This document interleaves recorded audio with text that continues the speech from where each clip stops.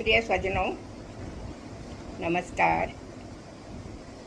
सरस्वती माता स्वरूपा हैं, देवी स्वरूपा हैं।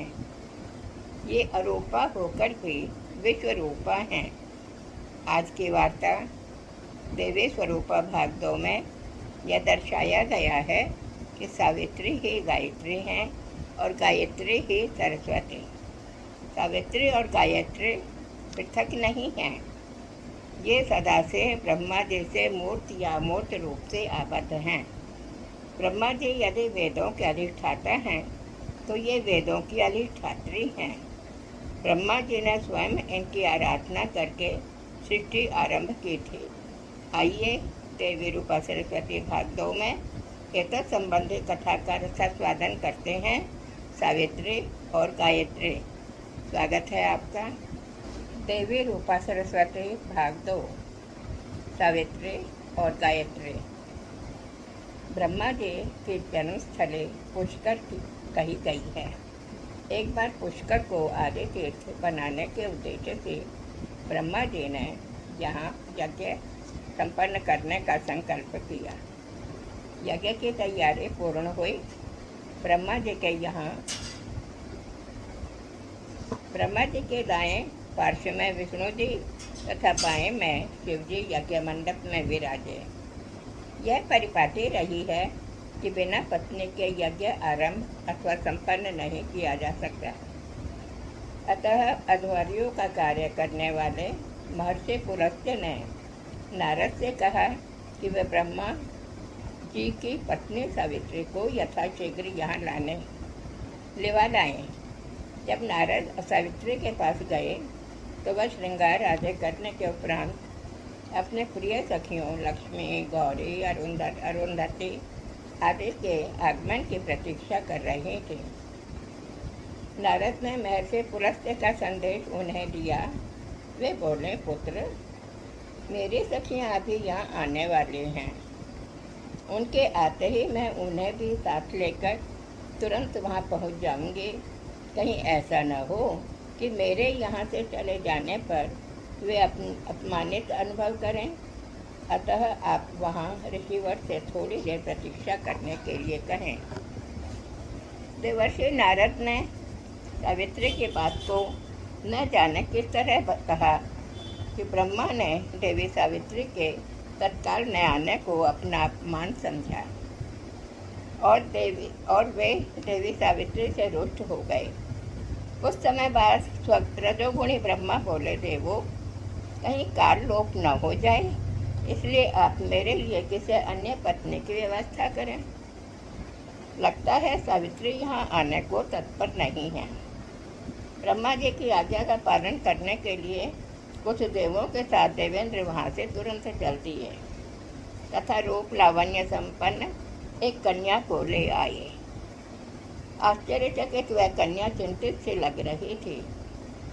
देवजनों और ऋषि मुनियों को देखकर वह शांत हो गई कि यहाँ उसका अहित नहीं होगा। जब उसे ब्रह्मा से विवाह करने को कहा गया तो उसके नेत्रों से हर्ष के मिश्रित अश्रु प्रवाहित होने लगे।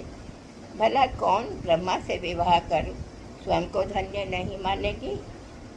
ब्रह्मा ने विष्णु जी से इस अनुमति प्राप्त कर गांधार विधि से उस कन्या का पाणी ग्रहण किया।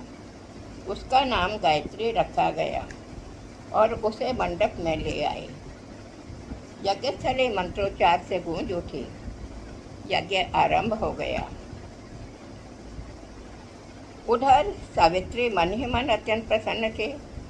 देव स्त्रियों के आने पर उनके साथ देवी सावित्री यज्ञस्थली पर पहुंची, पर वहाँ तो मंत्रोच्चार हो रहा था।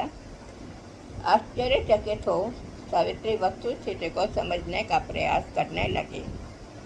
सावित्री और देव स्त्रियों को देख विष्णु, ब्रह्मा, देवगण मुख्य नीचा किए बैठे रहे। ब्राह्मण और ऋषि भयभीत हो गए। ये तब देखो, सावित्री ने देखा कि एक कामिनी ब्रह्मा के वामांग बैठी कातर दृष्टि से ओने की ओर निहार रही है। सावित्री को कुछ कुछ बात स्पष्ट हुई। वह क्रोधावेश में बोली, यह क्या हो रहा है?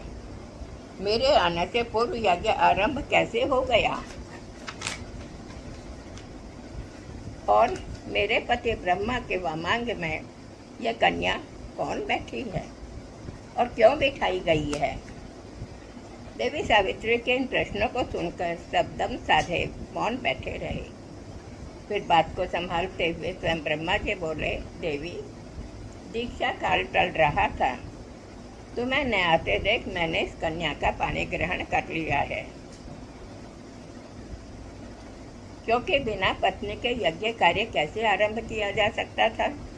यह कन्या गायत्री है, इसे तुम अपनी छोटी बहनी ही समझो और शांत हो जाओ। यह जानकर कि उसके पति ने एक कन्या को पत्नी रूप में स्वीकार कर उसे यज्ञ में स्थान दिया है, देवी सावित्री के आवेश की सीमा न रही। सावित्री को उस कार्य में न केवल ब्रह्मा जी की बल्कि विष्णु, इंद्र, शिव, अग्नि आदि देवगण तथा वहाँ उपस्थित सभी ऋषि ब्राह्मण दोषी दिखाई देने लगे। उन्होंने एक एक कर सभी को शाप दे डाला।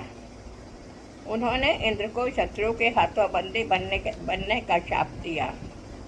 विष्णु जी से कहा कि उनकी पत्नी का ठीक उसी तरह अपहरण होगा जिस तरह इस कन्या को यहाँ बिना अनुमति के जबरदस्ती लाया गया है, तथा अपने पति ब्रह्मा से कहा, तुमने अहंकारवश मेरा अपमान किया है, अतः तुम भविष्य में पूजनीय नहीं रहोगे।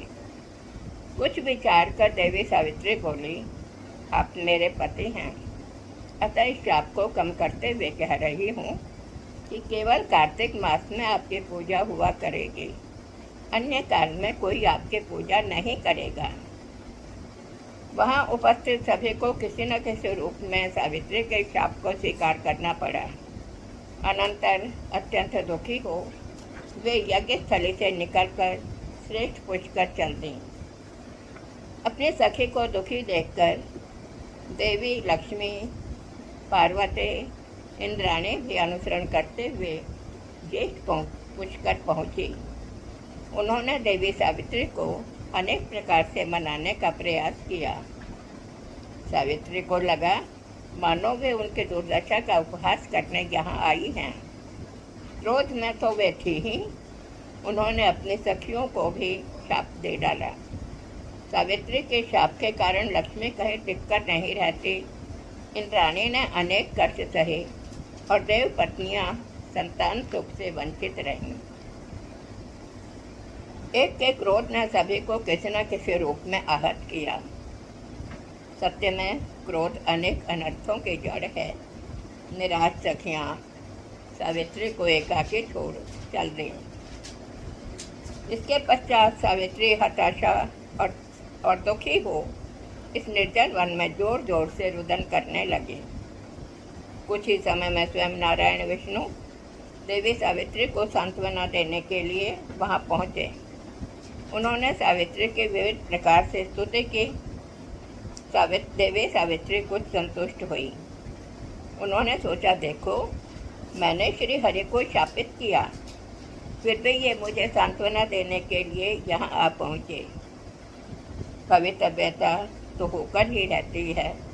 अपने क्रोधावेश में किए गए कार्य को सोचकर देवी सावित्री ग्लानि से भर उठी। सबके मन की बात जानने वाले श्री हरि ने देवी सावित्री के संकोच, अपराध बोध और ग्लानि को दूर किया। उन्होंने 108 तीर्थों से देवी सावित्री